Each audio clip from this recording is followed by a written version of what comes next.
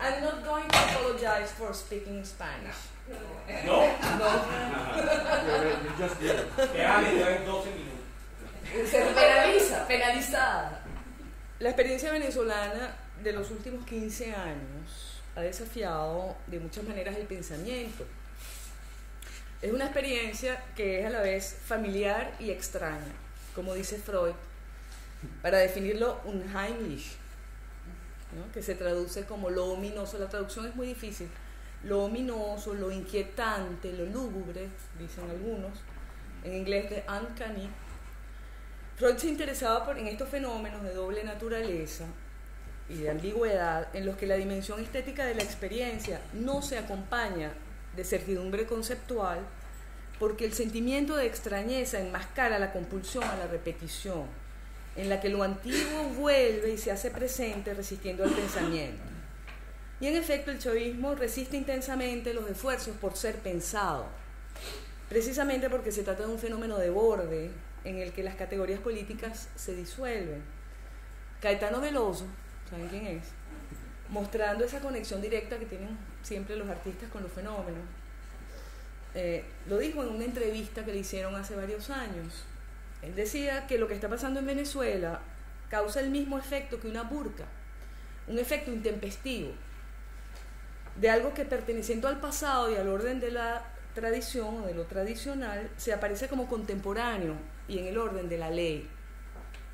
Pero lo no pensado irrumpe sin límites, el poder se desnuda y se convierte en acontecimiento, en un événement, en algo que desafía el conocimiento y solo admite reconocimiento, la reconnaissance, en tanto existe, o sea, como existencia.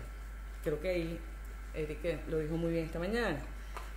Las innumerables e inútiles batallas semánticas provocadas por el intento por definir el chavismo o el socialismo bolivariano han dejado su lugar más bien a una indagación en el orden fenomenológico que toca no la descripción de un régimen político, sino la reconfiguración del poder como acontecimiento que proviene de la ansiedad cultural, de esa pregunta nunca bien formulada acerca de qué es ser venezolano.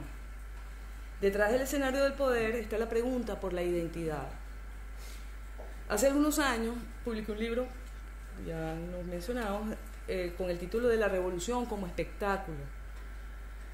Y es un libro sobre una experiencia de ambigüedad política, y por eso es un libro ambiguo en el que confluyen varios géneros literarios y materiales de distinta procedencia, periodísticos, teóricos, imaginativos. No había allí, por supuesto, una teoría del poder espectacular, sino a lo más el relato de una espectadora que era yo. El título del libro, por supuesto, también evocaba a Guy Debord y también esa conocida expresión de Marx acerca de la repetición de la historia como farsa. La idea de una revolución para recibir al siglo XXI parecía tan unheimlich, que no podía sino constreñirse a un espectáculo, a un pedazo de realidad manufacturada, a una ficción, a un espacio de adormecimiento o de distracción dictado por el voluntarismo político. En este sentido, el espectáculo aparece como una idea especialmente moderna, definida como una estructura discontinua que pone en relación a un objeto con un sujeto, siendo el espectador el elemento pasivo de la estructura. La discontinuidad está precisamente en la calidad activa del autor del espectáculo en contraste con el carácter receptivo del espectador. Debord enfatiza mucho la naturaleza contemplativa del espectáculo como generador de experiencias representadas y no vividas directamente. La representación se opone a la vida, como la ficción a la realidad, la apariencia a la verdad, la acción a la contemplación. El tema de la dialéctica de los opuestos, ¿no?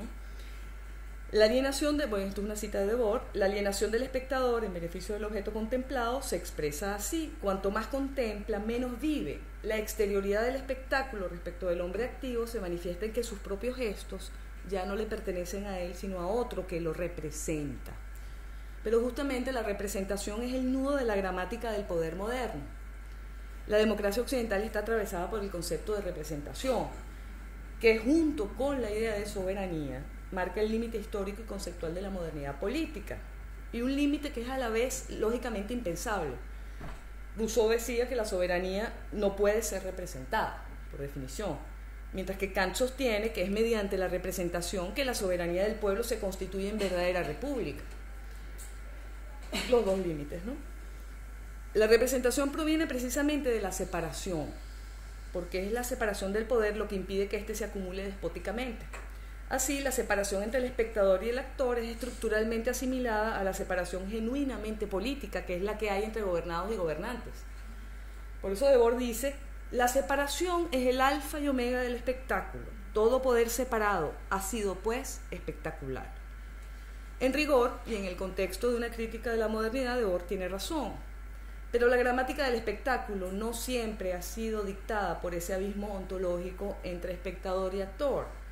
El poder monumental, por ejemplo, el poder, no sé, egipcio, que es constitutivo de los más antiguos despotismos conocidos.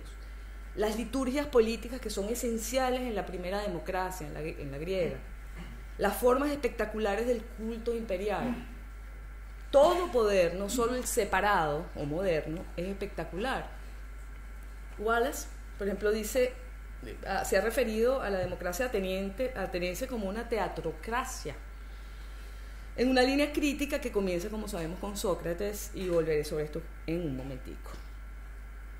Debord parece querer decir que cuando el poder se ofrece a la vista como puesta en escena, ya se ha consumado la separación de la que nace la dominación. Lo que propongo es examinar la perspectiva opuesta, entender el espectáculo como el resultado de una connivencia o de una complicidad entre el actor y el espectador, entendidos como posiciones situadas estratégicamente una frente a la otra. El espectáculo supone una gramática del ver, es decir, unas reglas de interpretación de lo visible. Foucault nos ha propuesto una comprensión del poder como resultado o como efecto de una tecnología de la mirada. Y es este el principio que recupera Green para introducir lo que llama él el poder ocular, el ocular power, a partir de la idea del líder democrático plebiscitario y la dominación carismática en la obra de Weber. No podemos detenernos, por supuesto, en los detalles de la teoría de la dominación carismática que fundamenta el poder ocular. El argumento de Green es más o menos este. El concepto de carisma, en el sentido que le da Weber, no se limita a ser un atributo personal del líder que preexista a su función de dominación. El líder carismático es un efecto estructural, podríamos decir. Es una formación de la mirada de la masa. Y de aquí se deriva la posibilidad de teorizar un poder ocular plebiscitario que se opone al paradigma vocal, así lo llama Green, el paradigma parlamentario del poder de los que saben hablar. El punto arquimediano de este argumento es el concepto de dominación weberiano, que no siempre, me parece, se lee de esta manera. El concepto de dominación weberiano que dice, básicamente, toda forma de dominación supone un mínimo de voluntad de obediencia, un interés externo o interno en obedecer. El ser dominado es, en definitiva, un modo de ser, es decir, un lugar identitario, un espacio de realización de una cierta voluntad política y de una cierta voluntad de ser. Carisma, la palabra misma, es un término que proviene de un verbo griego que significa cautivar y hacer favores. Su sentido original no tiene nada que ver, o no tiene que ver con cualidades excepcionales de algún individuo, y a pesar de que Weber inicia su descripción del poder carismático refiriéndose a la atribución de elementos extraordinarios, incluso mágicamente condicionados, dice, a un individuo, insiste de inmediato en que lo importante no es la naturaleza de esa atribución o la existencia de tales cualidades, sino precisamente el reconocimiento de los adeptos. Lo carismático no es en rigor el líder, lo carismático es la comunidad. En la lectura de Green, Weber concibe las instituciones democráticas, es decir, el sufragio universal, los partidos de masa, las elecciones frecuentes, como modos de producción de cualidades carismáticas en los líderes democráticos. En definitiva, las formas de legitimación en democracia serían siempre de tipo cuasi carismático, en la medida en que el líder adquiere su poder a través del apoyo de las masas, en oposición a la técnica de los regímenes burocráticos o a la riqueza en las plutocracias o a la sangre en los regímenes tradicionales. Dice Green entonces que existe una fuerza ocular en la que la mirada del pueblo o de la comunidad carismática ejerce una función disciplinaria sobre el líder, obligado a comparecer ante ella. No es la voz de la voluntad popular la que da forma a las decisiones políticas, sino la mirada pública, que controla las condiciones bajo las cuales los líderes poderosos aparecen ante ella. Todo esto subvierte el concepto de democracia liberal al construir la soberanía popular como una ficción vocal y al invertir el concepto de representación. El pueblo no es un agente con una voluntad que necesita tener un representante o una voz a su servicio. El representante es construido no como sirviente, sino como amo, porque las masas carecen de voluntad. La representación ya no es concebida como una transferencia de libertad, sino como una transferencia de fe. El concepto político central es el reconocimiento. El líder carismático, dice Weber, no deriva su derecho de la voluntad de la comunidad, más bien al contrario, es deber de aquellos a quienes se dirige su misión reconocerlo como su líder calificado carismáticamente. No se elige al líder, se le reconoce. Un reconocimiento que proviene del cultivo de los atributos carismáticos asociados al espacio de vigilancia creado por la mirada popular, la experticia en la lucha y la competencia, el impulso para trascender la rutina mecánica de la administración del gobierno y tener algo que decir apasionadamente en el orden de la identidad política, y la responsabilidad derivada del hecho de estar siendo permanentemente observado. O sea, son como las condiciones en las que se va creando este personaje.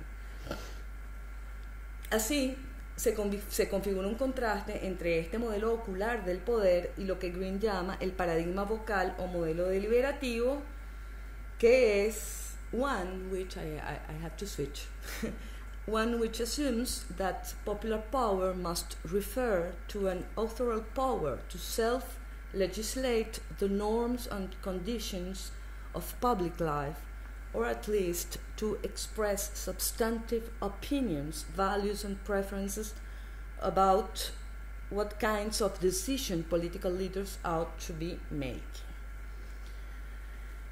Poder autorial y poder espectacular se oponen mediante el contraste entre un modelo normativo fundado en la autonomía de la voluntad y un modelo estructural fundado en la heteronomía de la comunidad carismática. Pero este paradigma vocal del que habla Green para oponerlo al poder ocular, si atendemos a su configuración histórica, no es el de la ley o la razón, ni el de la deliberación dialógica.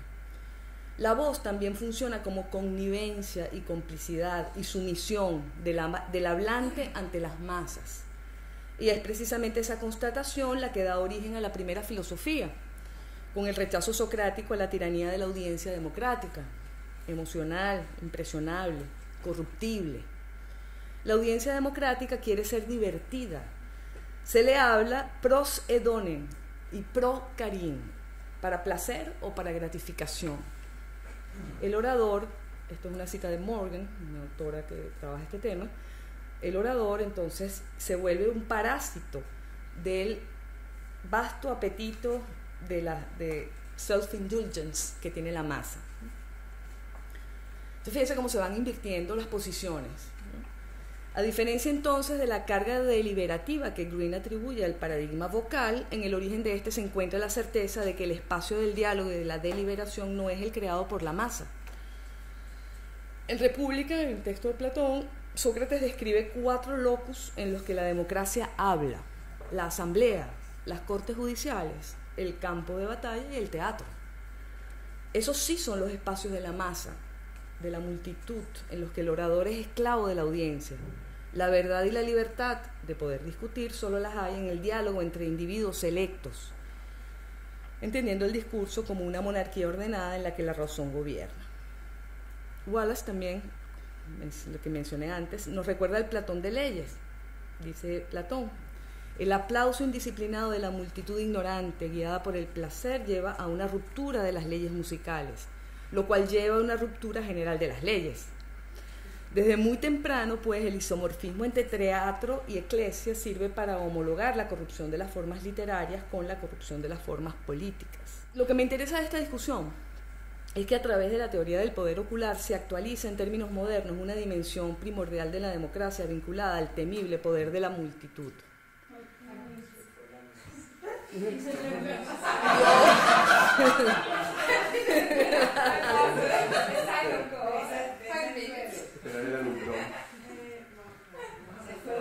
Aquí hay un guión. Se puede, mira, si se va la luz en un seminario sobre Venezuela sería darnos, ha vuelto la luz. Un poder que se manifiesta, decía yo que aquí, me he perdido. El poder ocular, ¿no?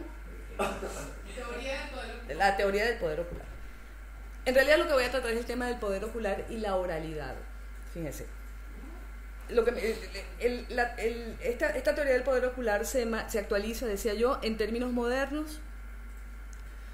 Está actualizando pues esta dimensión primordial de la democracia vinculada al temible poder de la multitud. Un poder que se manifiesta como una unidad entre líder y masa y que se deriva de la formación de una comunidad carismática, de una comunidad que ya no es política, sino identitaria. Las formas institucionales o normativas que adopta la democracia moderna son, de cierta manera, protecciones universalistas ante la potencia identitaria de la comunidad plebiscitaria. El concepto mismo de dominación queda así subsumido en el de reconocimiento, entendido como una relación identitaria, es decir, como una pregunta, una respuesta a la pregunta ¿quién soy o qué quiero? El ideal del poder popular no sería entonces, como decíamos, el sujeto autónomo que decide, sino el sujeto en construcción que pregunta. Es decir, ya el principio de autonomía queda sustituido por lo que podríamos llamar un principio de sinceridad. Green lo llama candor. Es que el pueblo quiere efectivamente ver un espectáculo espontáneo. Lo interesante del asunto es que Green dice que este poder ocular funciona a través de esta complicidad en la creación del espectáculo, pero que además el espectáculo tiene que aparecer como espontaneidad. Es decir, es el pueblo poniéndose en escena a sí mismo a través de una improvisación muy importante, la espontaneidad. Esto es un tema además que tiene otras, después en la discusión no lo podemos tocar, pero... Y aquí es donde yo quiero hacer intervenir ya para finalizar nuestro tema, Venezuela. Es fácil reconocer la operación de este principio de sinceridad, entendido como una respuesta a la pregunta sobre la identidad, en la retórica del chavismo y especialmente en la del propio Chávez, a través del predominio de lo que Walter Ong describió como la cultura oral, entendida como la cultura de las sociedades sin escritura. La sociedad sin escritura construye sus discursos con una serie de tácticas retóricas que configuran ciertas posibilidades narrativas y no otras. Procede por agregación, necesita redundancia, exige un espíritu conservador, puesto que la narración oral debe ser conservada en la mente del narrador con la menor variación posible. Supone también un recurso a la experiencia directa y no al saber objetivado. Se orienta agonísticamente, dice Walter Ong, poniendo en escena siempre el conflicto humano. Tiene, en fin, un carácter empático e identificatorio. No podemos detenernos en ejemplos que pudieran ilustrar estas categorías del pensamiento oral, en el discurso de Chávez en particular, pero sí podemos establecer el vínculo entre el predominio de la psicodinamia de las narrativas orales en el discurso chavista y su función espectacular, en términos del poder identificatorio de la comunidad carismática. Es la posición espectacular, sostengo yo, lo que crea las condiciones para que las formas orales de la cultura, que en un país aspirante a la modernidad deberían permanecer como residuos, se conviertan, por el contrario, en el modo predominante y exclusivo del discurso oficial. En el recurso a la oralidad hay una estrategia de conexión identitaria que aspira a construir la comunidad carismática como una cultura popular específica. La consecuencia de esto, para usar una fórmula quirúrgica, es la exclusión radical de la ciudad letrada. En su lugar, el espectáculo procede con la figura emergente del bardo, del narrador único, como articulador de una estética política y no de una lógica política. Allí se despliega una forma de dominación que opera no con normas y leyes, sino por marcas o señales territoriales que delimitan el nuevo espacio identitario, que queda saturado de signos de posesión, como ha mostrado Sandra Pinardi, con respecto a los espacios públicos en Caracas, los espacios públicos que incluyen a los cuerpos tatuados con la firma de Chávez, a imagen y semejanza de los edificios de viviendas públicas también marcados con esa firma, que viene a ser como el suprema, la metonimia perfecta de la identidad. La identidad se vuelve entonces dominación en la medida en que se despliega sobre territorios conquistados y marcados. Eso es.